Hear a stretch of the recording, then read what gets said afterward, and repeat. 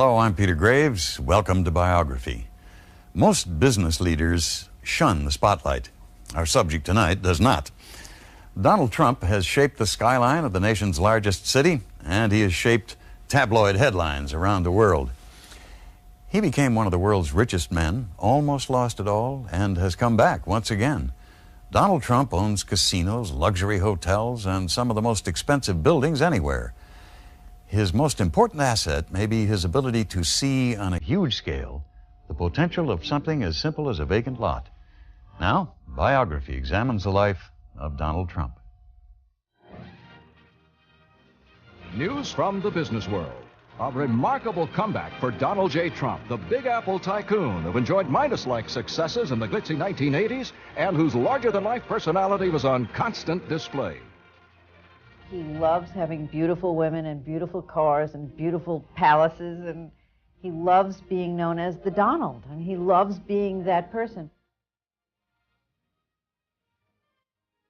The breakup between Donald and Ivana was something that had been going on for years, and I think our relationship just happened after that had already lost its track. For Trump, the beautiful things, the financial success seemed to be lost. His business collapsed at the same time his personal life exploded. But Trump fought his way back in an astonishing comeback. When you see all this, and then when people come up to you and grab at you and touch you and this and that, did I ever think it was going to be like that? No. In my wildest dreams, I never thought it was going to be like that.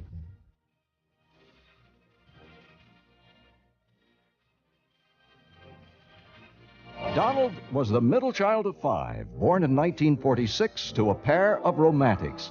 Right after Fred Trump first set his eyes on Mary McLeod, he had rushed home to tell his mother he'd met the girl with whom he would spend the rest of his life. They married in 1936. With the family quickly growing, Fred Trump began building his fortune by constructing homes in Brooklyn and Queens for GIs returning from World War II. Though the family became quite wealthy, Fred and Mary Trump would insist that their children succeed both at school and at work. Donald Trump would exceed his parents' wildest expectations, following the path paved by his father. He learned at the feet of a master, and there was always business being discussed in terms of how you build a building, how you get approvals, those types of things. The learning wasn't just from watching. The Trump children were all required to work starting as teenagers. Though Fred Trump had built a mini empire in Queens, he brought his children up to believe that what they earned was vital to the family. It was Fred Trump's way of teaching them to respect the value of money. The girls worked in banks or in local department stores. The boys worked with their father, doing everything from sanding floors to hauling lumber. And I watched, and it wasn't that I even watched consciously. I'd be sitting on the floor playing with blocks as a 3-year-old baby, and he'd be on the floor talking to contractors about price and elevators and wood. And, and by the time I'm 16 years old, I sort of knew everything about building buildings, and I never studied, but I knew everything about it. I think that what Donald got from his father was the disciplines of hard work. And you're not born a builder, you learn to be a builder. Young Donald Trump was, in fact, not much of a student. He preferred to spend his days playing ball, and it was in this sport that Donald tasted his first success. But like all kids his age, Donald wanted a new baseball mitt. They could easily have afforded one, but Fred Trump said no, on principle.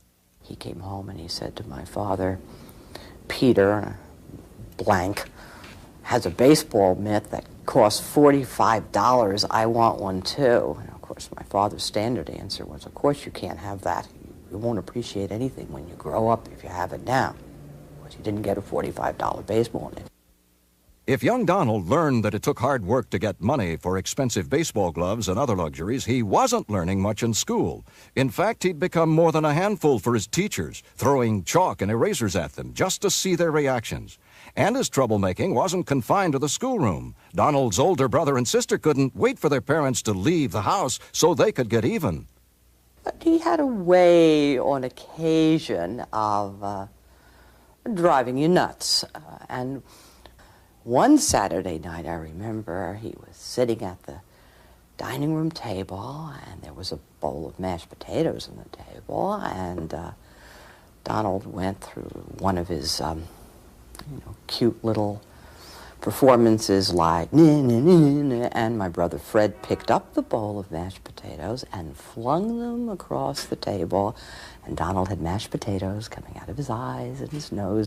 Donald's parents decided what their 13-year-old son needed was more discipline, so they sent him to military school. The instructors at New York Military Academy wouldn't stand for unpolished boots, much less throwing of erasers.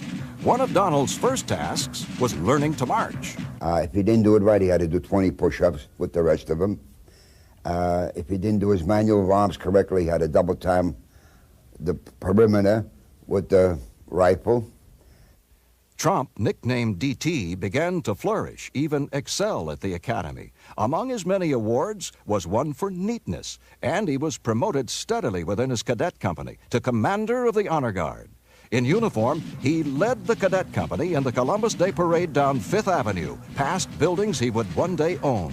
The shrapnel, the yearbook of the New York Military Academy, contained one more notation about DT. It was something that would later seem quite ironic. He was voted ladies' man. That is the vote by his classmates. Donald Trump was a tall drink of water, I used to call him. Blonde hair, good-looking, clean-cut American kid. And when the girls used to come up on Sundays, why, they would all know who Donald Trump is. But Donald's biggest love at the time was still baseball. He was captain of the Military Academy team. At the state championship finals, the score was tied 2-2 with 2 out in the final inning. Donald Trump was up next. It would be the most important at-bat of the season. And this was our last game of the season. And we had a man on third, 2 out. Trump came up to the plate, and he hit a ball to right field. He was a light swing on that one. So the kid scored from third. He went down to first, and he was jumping up and down with joy.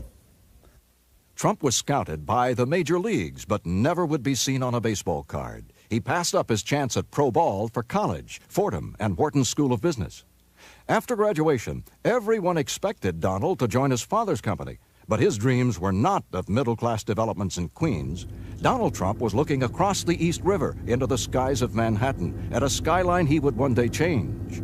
His first bold move would come as he applied one of his father's lessons, which would become his formula for success. Buy when a property and its owner are in distress, then turn the place around. The diamond in the rough that caught Donald's eye was on the most famous street in New York City, 42nd Street. I mean, he told me what he had in mind for the Commodore, asked my opinion, and I basically told him he was crazy. In 1974, at the height of New York City's financial crisis, Trump started talking with the bankrupt Penn Central Railroad about the seedy Commodore Hotel above Grand Central Station. At age 28, when most people would be worrying about buying a house, Trump was pushing a concept that seemed impossible, using a combination of family money, $45 million in loans, and a proposed tax break to finance his first deal. You were going to sell the city to give up their taxes, to be a partner in a new hotel. You were going to convince the state that they ought to come in also and be part of it. You were going to convince somebody like Hyatt that they ought to put their name on a hotel, which at that time, the Commodore, you have to remember, was closed, and there was a massage parlor on the second floor. And somehow this was going to end up to be an economic success. The Commodore project's biggest difficulty turned out not to be permits or financing, but the building itself. In addition to its bad reputation, the Commodore had tiny rooms, poor ventilation, and structural problems. This made it doubly tough on Trump. His plan, which he'd reuse in virtually all his development proposals, was to rebuild the Commodore into what he calls a world-class luxury property. Donald hired the best architects and the best engineers and say, good, don't tell me it can't be done, tell me how it can be done. It's a classic example of when you're young, sometimes you're not smart enough to know that something can't be done. And Donald never for a second thought it couldn't be done. And he made it happen. The Commodore project, which sparked a turnaround in Midtown New York City, also led to Trump meeting the first of 2 women who would become key factors in his early life. Norma Ferderer was hired as Trump's personal assistant. He's tough. He is tough, and he's demanding. But you know what? You don't think of it on a day-to-day basis because he is so effective on what he's doing, and you understand what he's doing, and you want to be a part of it. Trump would meet the other woman, a model who lived in Canada, when he went to watch the Olympics in Montreal. Ivana Winkelmeyer-Zilnikova was her name. She was 3 years younger than he and had been an alternate on the Czechoslovakian ski team in 1972. In 1977, 1 year after they met, she and Trump would marry and become partners in business as well as at home. And when we got married, I came from Montreal. Then I used to work as a model for 10 years, and I got pregnant. I know the people. I was bored, and Donald put me into the construction of the building and then into the designing, and I got involved very, very much, and I enjoyed those years. The Trumps would have 3 children, Donald Jr., Ivanka, and Eric. And for years, they would lead the kind of life of which most can only dream. As the Trump empire grew, We started young couple, like maybe not like everybody else, because Donald wasn't from the poor family. But Donald started 10 years ago with almost nothing, and he really built a billion-dollar empire, and I'm very proud of him. in 1981, Trump formally established the Trump Organization, an umbrella company for his deals. Just 1 year later, a skyscraper would rise on Fifth Avenue with a dazzling pink marble atrium and 2-foot-high gold letters announcing the arrival of a new real estate mogul. The building was called Trump Tower, and with the 80s boom in full swing, Donald Trump was on his way. First, there was the Trump Tower. The Trump Plaza, a $125 million residential tower, would soon rise a few blocks away. The success of these projects left Donald Trump with a sizable fortune. He and Ivana soon began a string of acquisitions that dazzled and amazed even the most jaded.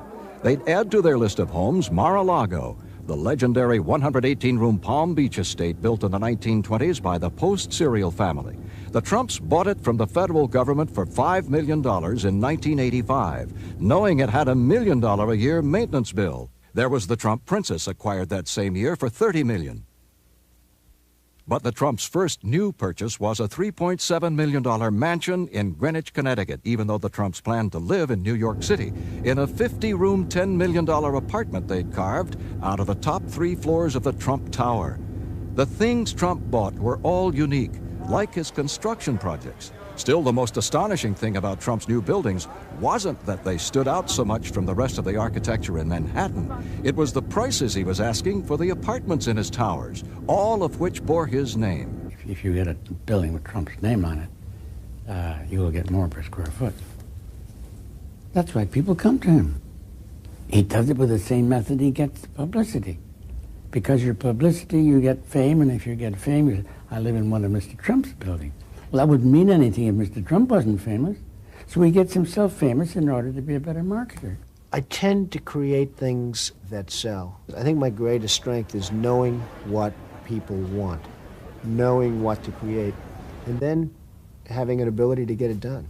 If Trump had become the brand name for the high end of the Manhattan residential market, Trump had also become feared among his competitors, and he wasn't easy on the people who worked for him either. It's such a great disappointment to him when someone really doesn't measure up. And that's sort of like the beginning of the end, if you really blow it, but good, out of sheer stupidity. Donald does not take prisoners. Donald sees business as a war. It's not a playground. He has a lot of fun, but there's only one end result in a battle, and that is winning. He likes fights. He likes the idea of the combat in the center of a ring where 2 people have nothing but ability that they lay on the line. Nobody can accomplish a result through politics or anything other than their native-born skills. No, he's not a good Don. I never take anything from granted, no. Don is just a wonderful human being. He's giving and he's warm, and a lot of people, they look at him as a tough businessman, which he is. But Don is, if you're good to him, he's good to you. If you're not good to him, you're dead, because sooner or later he outsmarts you somewhere. Donald Trump's empire expanded at an astonishing pace in the heady 1980s. As his net worth leaped from the millions into the billions, Trump suddenly was not just a developer, he was a true celebrity. More than followed, he was mobbed by television cameras and photographers. virtually every time he went out in public. He was red hot. He was on a roll. There was no question about it. He was on a roll, and everybody that was involved in the financial end thought he was on a roll and was ready to back his play. I remember once riding in a helicopter with him up to the Milton Bradley Company, I believe it was, the game company, when they were making his board game, and we were landing, and the people, the employees were out on the lawn with their autograph books and their snapshot cameras, and as the helicopter was coming down, the wind was blowing them and ruffling the pages of their autograph books, and I remember Donald saying, "This is great, Charlie, isn't it?" Trump clearly knew how to make headlines. When the city of New York under Mayor Ed Koch ran into huge cost overruns and embarrassing years of delay refurbishing the rundown Wallman skating rink in Central Park, Trump stepped in. He said he'd do the job for cost and do it in time for the 1987 skating season. 90 days, and the city would have taken 9 years to do what he did in 90 days. The Wallman rink, I think, had been under construction for 3 years, and I think the city had spent $11 million, and they had nothing. And for under $4 million, he had it opened, and I think there was some excess money which they used to build the refreshment area. But I give Ed Koch and Commissioner Henry Stern tremendous credit for having the courage to say, "Donald, go and do it." And it would have been probably a lot better for them if I didn't do it.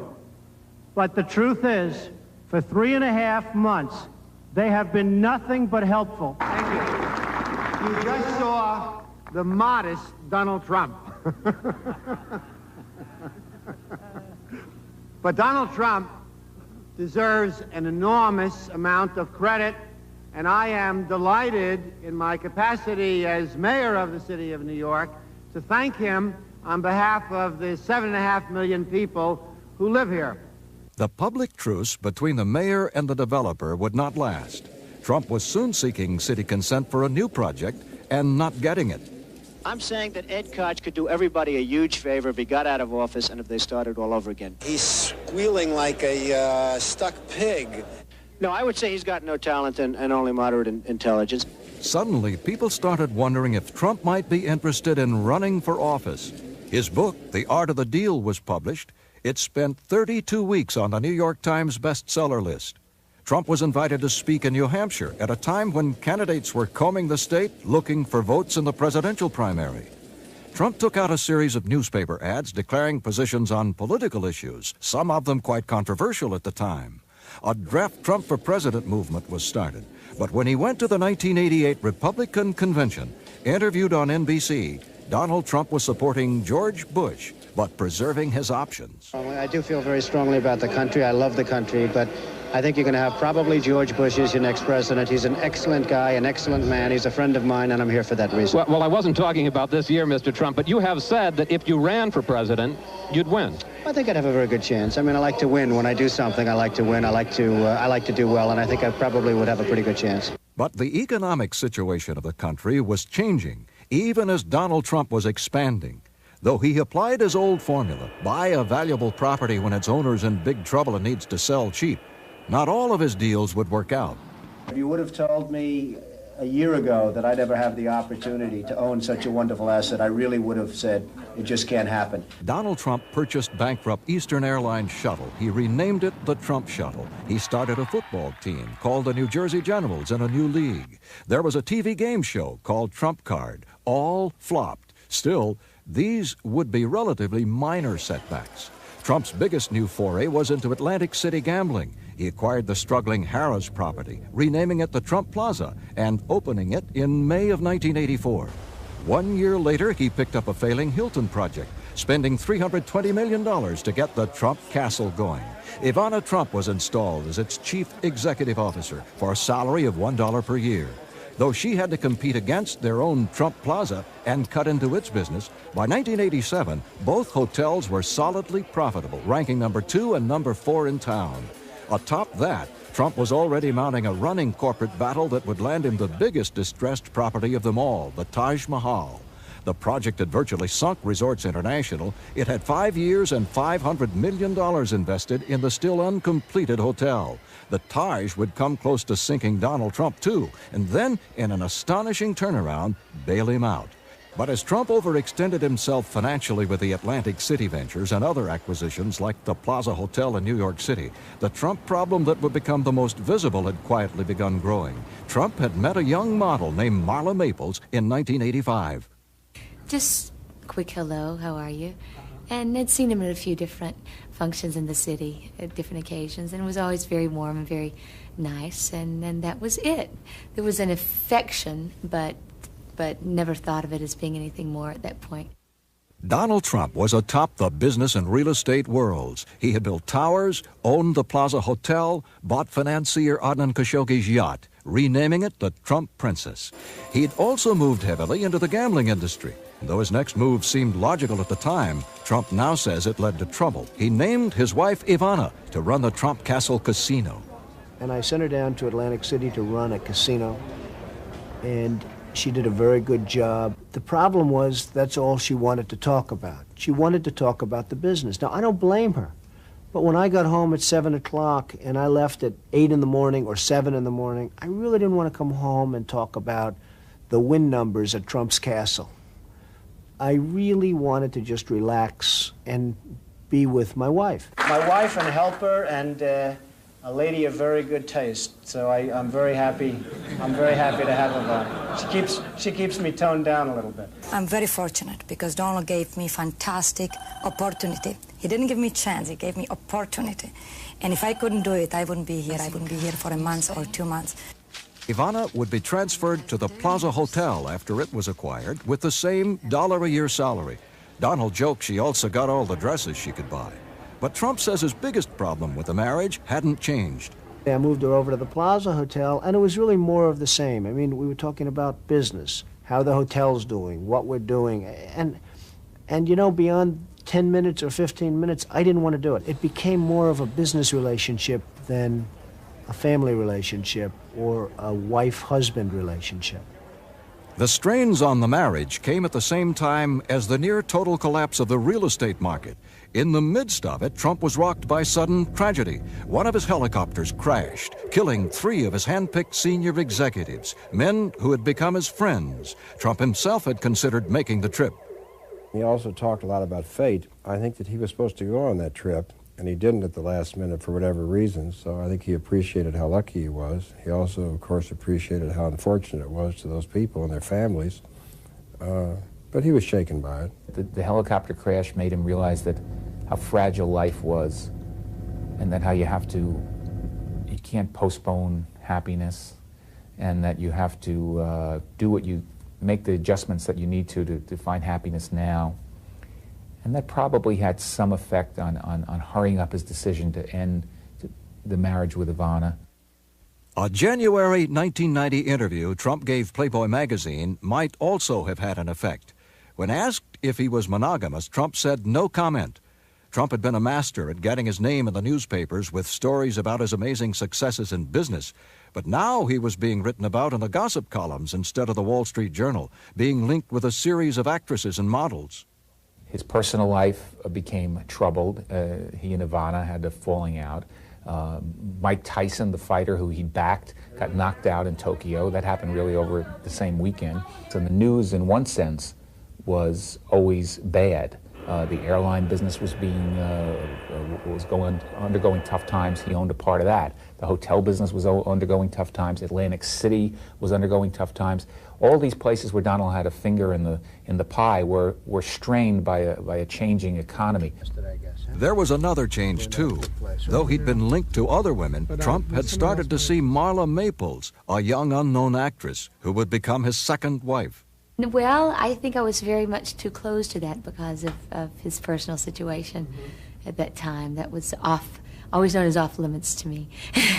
Fate kept tempting it, let's put it that way. You know, I couldn't fight it, believe me. I tried, and he tried for many years to fight the connection that we have. And I think when you have a bond with another person, sometimes you just have to see it through and see what it's about, or it keeps coming back in your face over and over again.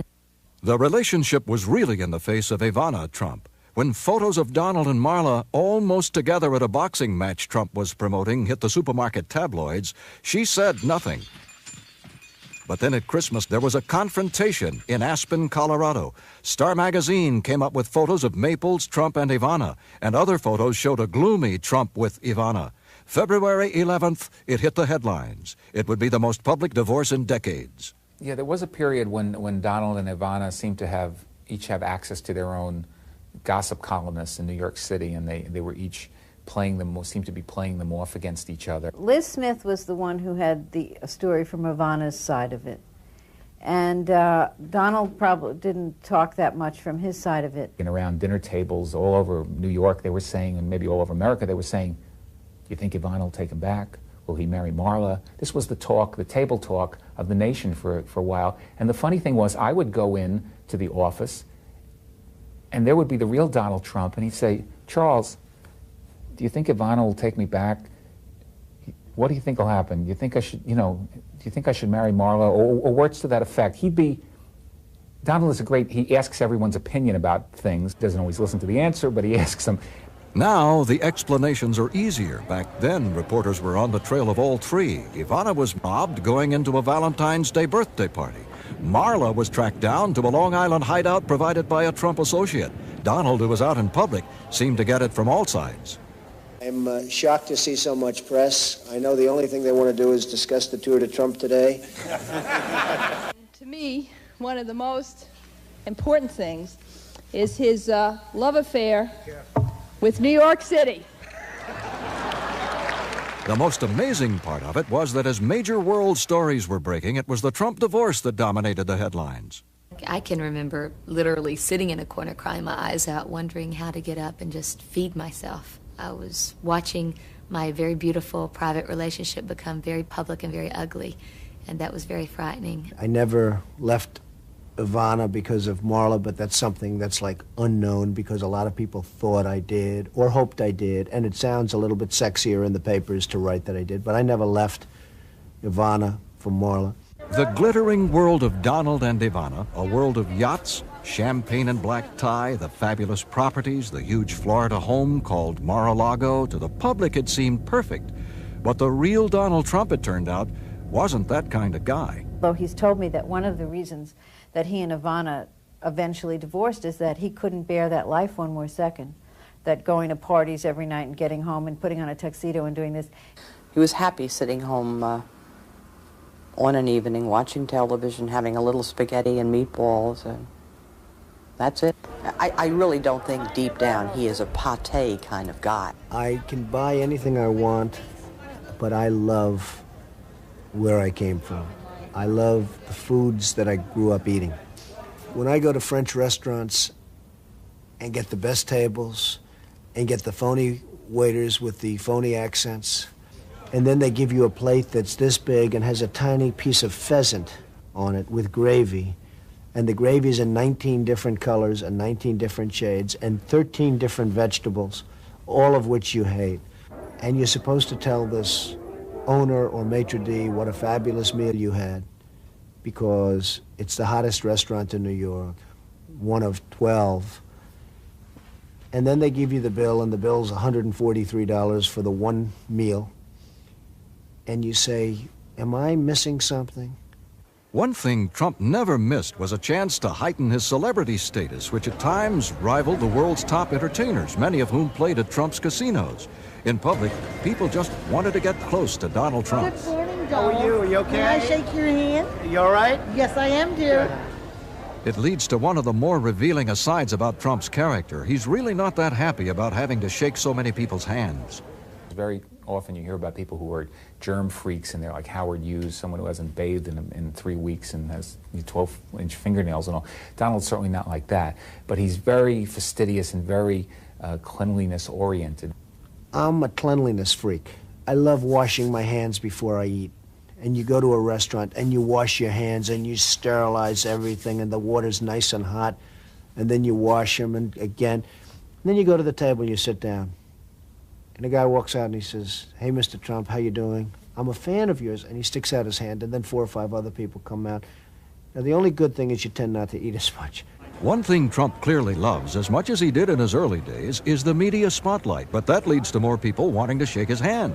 Sometimes you're not in the mood to shake hands with everybody and to say hello to everybody, and you really just don't want to do it.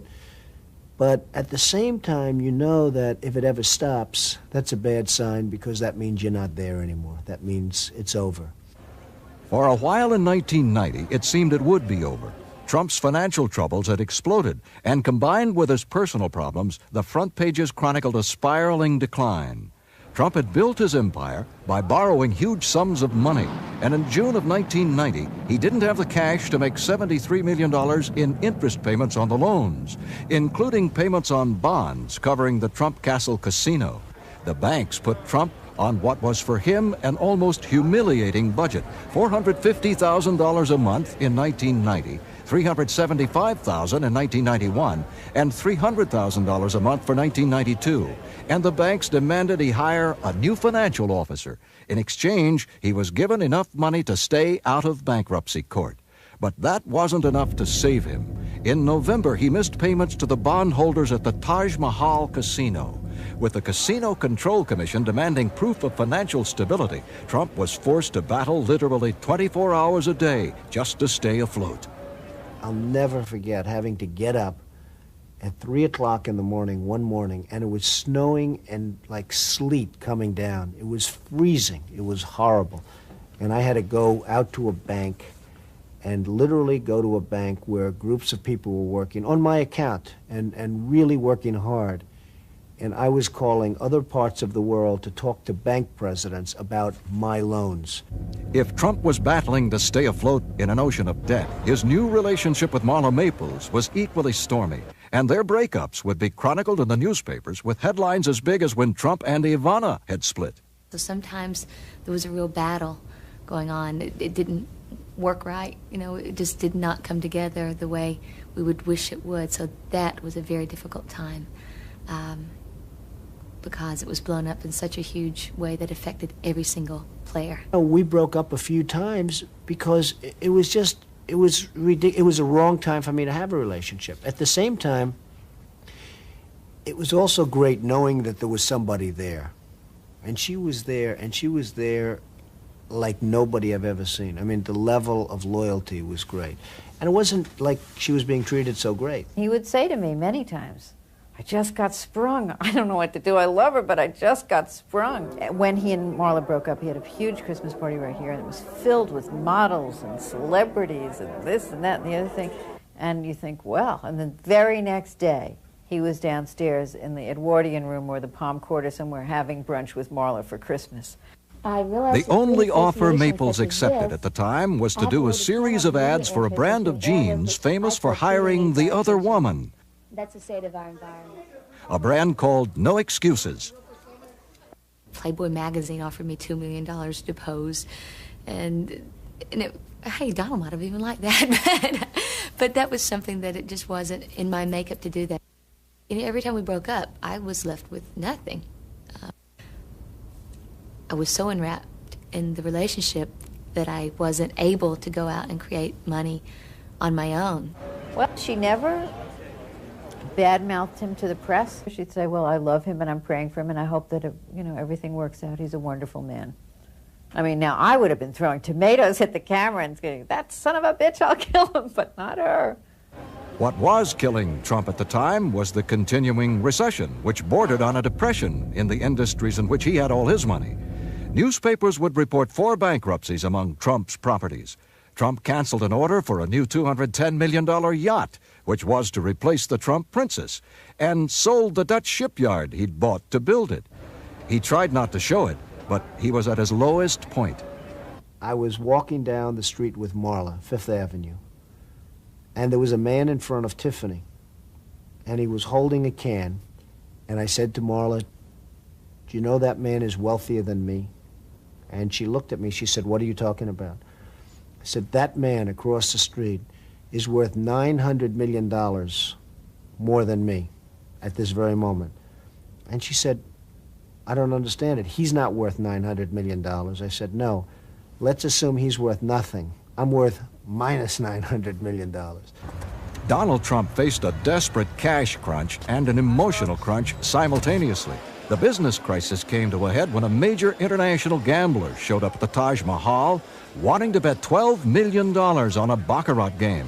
It was a tough time, and it was, you know, it really defeats the meaning of the word gambling hall. Gambling hall is a euphemism. That's what the players do, not the house. The house isn't supposed to do. Well, it went on for 3 days. We were up $6 million, then he won the 6 back, then we were down 8. I mean, certainly Donald was calling every half an hour at 200,000 a hand. At 14 million an hour, 70 hands an hour were going across that table. It wasn't until much later that the public learned how close Trump had come to not being able to keep his casinos afloat. And it was Donald Trump's father who'd come to the rescue. Fred Trump put $3 million on the line, buying chips, then walking out of the casino. Though Trump would eventually be fined for taking what amounted to an illegal loan under the rules of the Casino Control Commission, it was a revitalizing vote of confidence. When you owe billions and billions, 3 million doesn't mean a lot in one sense, but in one sense it means an awful lot. But it was sort of a sign of confidence. When I was in trouble, people would go up to my father that maybe didn't dig me or didn't like me or didn't anything. But they sort of say, hey, your son's in trouble, and they'd say it in a gloating way. And he'd go and say, and I'll never forget it, and he'd tell this to everybody, bet your entire ranch on the fact that Donald comes back stronger than he ever was before. You can retreat and go away and give up, or you can fight harder than you've ever fought before. And I really took my eye off the ball for a while, and I blame myself. I don't blame a real estate depression. I don't blame anybody. I took my eye off the ball, and I got it back on the ball, and I went back to doing business the way I used to do it, and really focused, and it just worked out. It didn't really just work out. 1991 and 92 saw Trump trying to reduce his staggering debt. He dumped properties like the failing Trump shuttle, sold off interests in some of his major holdings, and was forced to sell the Trump Princess, one of the symbols of his early success. For the highly visible tycoon, who for a while seemed to have the Midas touch, it was a sobering process. And he'll make a decision, and once a decision's made, I've never seen him agonize over anything too much. Even if it didn't work out for the best, he then makes the next decision. Do we sell this off? Do we try to improve it? Do we try to manage it better? One thing Trump couldn't seem to manage was his tempestuous relationship with Marla Maples. After his divorce from Ivana, the couple went out in public together. Maples took a role dancing in the Will Rogers Follies on Broadway, and then in April 1993, a story hit the newspapers that would once again bounce world problems off the front page. Donald and his unmarried girlfriend were expectant parents. Are we getting married? And if so, when? Who said we're not? That day, Trump and Marla met with reporters, but wouldn't say if they had plans to wed. But managing better was a critical factor in turning Trump's battered finances around. The executives who work for him either succeeded and got rich, or they found out that his management style is not all that gentle. If they're not doing their job, I yell. If they're not doing their job, sometimes it creates the effect to yell, and you get them moving their ass, you get them doing their job. But generally speaking, I'm not a yeller. Trump's relationship with Marla Maples, to some, seems much different from his marriage to Ivana, which friends likened to more of a business partnership. There's no doubt that Donald Trump would rather see his second wife stay at home with their new daughter, Tiffany. I have more respect for a great homemaker as a wife than I do as a wife who's a good wife and a good business person. I have far more respect for a homemaker because in many respects I think it's tougher. I think it's a lot harder to beautifully bring up a family. Most women would agree with me. He can still be controversial and doesn't pull punches when expressing his opinions. But he seemed to grow more reflective after reaching his 45th birthday, something that shows in both his public and private life. The image of me is being like a flamethrower, and I think the actual fact is that I'm much different than that. I think that I'm not a mean guy at all. I think I might be just the opposite. I'm not somebody that can be pushed around. I don't want to be pushed around. I don't allow people to push me around. And I've caught him even singing a little song to Tiffany just a couple days ago when Mar-a-Lago, he thought I was out of the room, and he was doing this song. He was just like making up this song and the words to it as he was going, and it was so cute. It just broke my heart. In business, though, Donald Trump is the same brash, hard-driving guy who persuaded New York officials he could do the impossible at the Commodore Hotel. He has a vision that most people don't have. In my view, that's his real genius. There are a lot of people who can put up a building, but more important than that is the vision that makes the building different, exciting, or that even dreams up the concept, the original concept. That's where he's better than almost anyone else. Okay, everything good? Well before reaching 50, Donald Trump had accomplished more than virtually anyone else in his field, and he wasn't stopping. After years of trying, in June 1994, he announced financing for his Riverside Park project had been obtained from investors in Hong Kong. It was one more sign that Trump's celebrity status had never waned, indeed that it was growing again. Look back to the 30s and look at the movies they made in the 30s. It was Ginger Rogers and Fred Astaire dancing around these palaces. Everybody else was like broke in a flat trying to like have enough money to put ketchup on spaghetti. And they were making these movies because it was such bad economic times. Well, you know, Donald is that in bad economic times, and we're going through some bad economic times. Donald is Fred Astaire. I mean, he's the mogul living up on the mountain who's got these gambling casinos and beautiful blondes, and, you know, it's everybody's kind of dream of the 90s sort of version of James Bond. While most people keep it quiet, hide under a rock with this kind of success, Donald is screaming to the world, look what I've done. And I'm having fun, and I hope you're having fun watching. And he's making it a lot of fun for everybody. Making it fun for everybody means never hiding from the cameras. 2 months after Trump and Marla had a daughter, Tiffany, they were married with media attention befitting a royal couple at his Plaza Hotel. Despite their past troubles, they appeared to be typical newlyweds. Marla once said to me, you know, Linda, you can't help who you fall in love with. It's not always easy, but you just can't help who you fall in love with. And he really loves her, too. He has a much softer side than most of the world sees, which, thank goodness, I see quite a bit. And he's not someone that's going to come in and say, honey, I'll cook tonight. You take a breather. Or let me change this diaper because you've been working all day with the baby and I know you're busy. The somewhat quieter, even more successful Donald Trump still seems to have politics in the back of his mind. But business is the order of the day, and more gentle or not, he is first and foremost a competitor. Everybody wants me to run for office. Polls are taken that show that I win when I run. It's just not my thing. I'm too honest. I'm too forthright. I think there's a level of honesty and almost a level of dishonesty that it takes to be a great politician. I'm just too straight. I think Donald is a real meat and potatoes, all-American, apple pie kind of guy. I mean, he likes meat and potatoes, literally.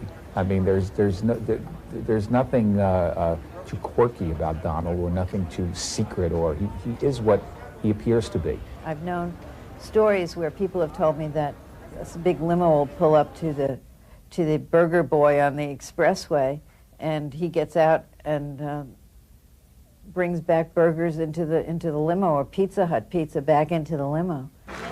Donald Trump says he always knew he'd do well, and the people around him say they always expected, as his father expected, that he'd succeed in business. But the roller coaster ride that took Trump to the top plunged him to the bottom, and that he's ridden back up still astonishes virtually everyone, including Trump himself. When you see all this, and then when people come up to you and grab at you and touch you and this and that, did I ever think it was going to be like that? No. In my wildest dreams, I never thought it would be like that. In fewer than 50 years, Donald Trump has accomplished more as a businessman and developer than most will ever dream of. And it seems he's always looking for that next huge opportunity. Wherever there are new luxury skyscrapers to be built, new blockbuster deals to be made, and television cameras, you're likely to find Donald Trump.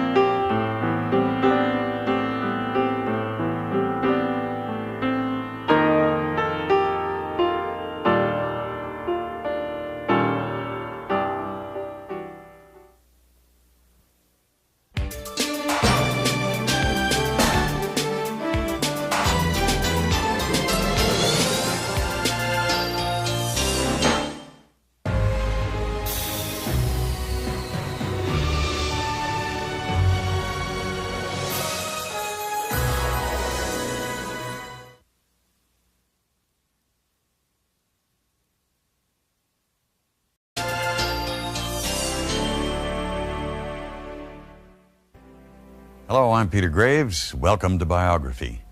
Most business leaders shun the spotlight. Our subject tonight does not. Donald Trump has shaped the skyline of the nation's largest city, and he has shaped tabloid headlines around the world. He became one of the world's richest men, almost lost it all, and has come back once again. Donald Trump owns casinos, luxury hotels, and some of the most expensive buildings anywhere. His most important asset may be his ability to see on a huge scale the potential of something as simple as a vacant lot. Now, Biography examines the life of Donald Trump. News from the business world. A remarkable comeback for Donald J. Trump, the Big Apple tycoon who enjoyed Midas-like successes in the glitzy 1980s and whose larger-than-life personality was on constant display. On principle. He came home and he said to my father, Peter, blank, has a baseball mitt that costs $45. I want one too. And of course, my father's standard answer was, of course you can't have that. You won't appreciate anything when you grow up if you have it now. But you didn't get a $45 baseball mitt. If young Donald learned that it took hard work to get money for expensive baseball gloves and other luxuries, he wasn't learning much in school. In fact, he'd become more than a handful for his teachers, throwing chalk and erasers at them just to see their reactions. And his troublemaking wasn't confined to the schoolroom. Donald's older brother and sister couldn't wait for their parents to leave the house so they could get even. But he had a way on occasion of driving you nuts. And one Saturday night, I remember, he was sitting at the dining room table, and there was a bowl of mashed potato. He loves having beautiful women and beautiful cars and beautiful palaces, and he loves being known as the Donald, and he loves being that person. The breakup between Donald and Ivana was something that had been going on for years, and I think our relationship just happened after that had already lost its track. For Trump, the beautiful things, the financial success seemed to be lost. His business collapsed at the same time his personal life exploded. But Trump fought his way back in an astonishing comeback. When you see all this, and then when people come up to you and grab at you and touch you and this and that, did I ever think it was going to be like that? No. In my wildest dreams, I never thought it was going to be like that.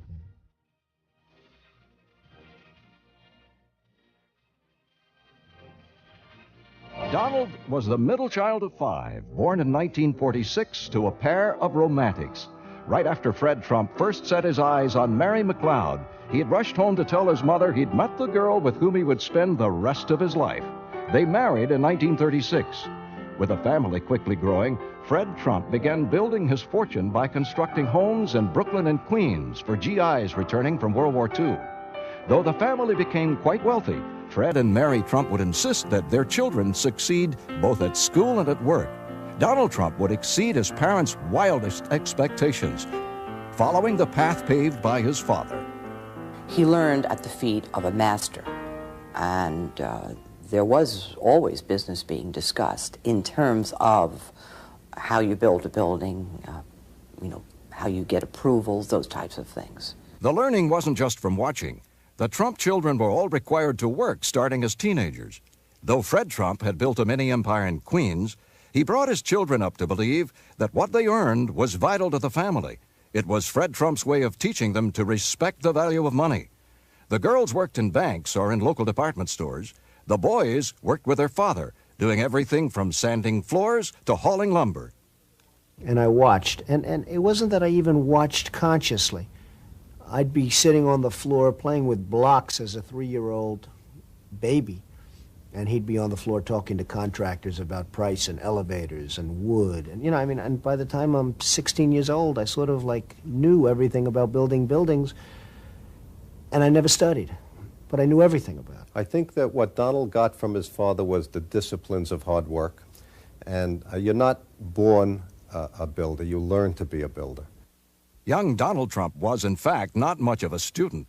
He preferred to spend his days playing ball, and it was in this sport that Donald tasted his first success. But like all kids his age, Donald wanted a new baseball mitt. They could easily have afforded one, but Fred Trump said no.